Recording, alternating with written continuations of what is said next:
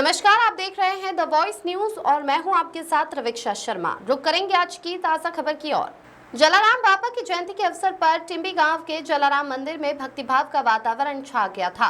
सुबह से ही मंदिर में जलाराम बापा की विशेष पूजा, आरती और प्रसाद वितरण के साथ भक्तों ने बड़ी संख्या में उपस्थिति दर्ज कराई थी।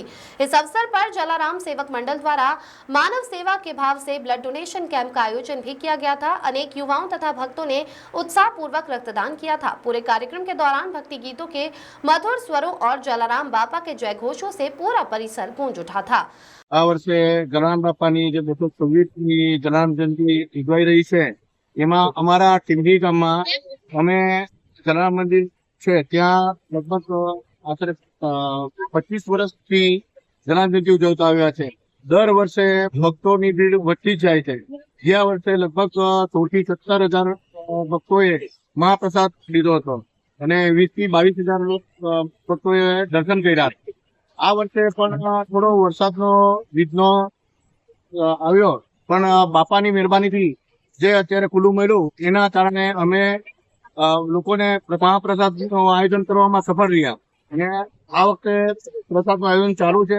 અત્યાર સુધીમાં લગભગ 7 થી 8 હજાર ભક્તોએ પ્રસાદ લઈ લીધો છે અને હજુ પ્રસાદનું ચાલુ છે। દર વર્ષે બ્લડ ડોનેટ આયોજનનું પણ આયોજન કરવામાં આવે છે કેમ્પનું।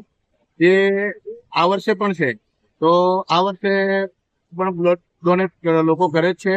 બહેનો પણ અહીંયા બ્લડ ડોનેટ કરતા છે આ વખતે। એ બધાને માટે ખૂબ ખૂબ ધન્યવાદ।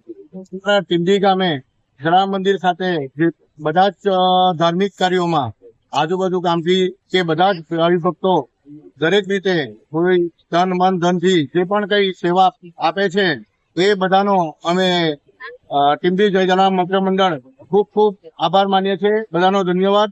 અમારા આ ટીંબી જય જલારામ મિત્ર મંડળના આયોજનમાં જે આ મંદિર ખાતે લોકો આજુબાજુથી સેવા કરવા તથા દાન માટે જે બી બધા અમને સહભાગી થાય છે એમનો અમે જય જલારામ મિત્ર મંડળ તરફથી ખૂબ ખૂબ આભાર માનીએ છીએ। જય જલારામ બધાને। उमरगाम से श्रेया सोनगढ़ वाला की रिपोर्ट। खबरों में बने रहने के लिए तो वॉइस न्यूज को सब्सक्राइब करें और बेल आइकन दबाएं।